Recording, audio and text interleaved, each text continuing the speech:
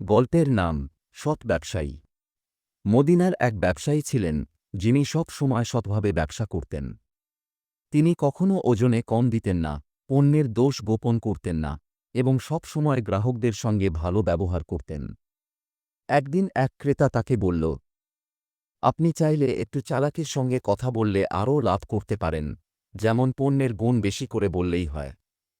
ব্যবসায়ী হেসে বললেন, আমি শুধু লাভের জন্য ব্যবসা করি না, আমি আল্লাহর সন্তুষ্টির জন্য ব্যবসা করি।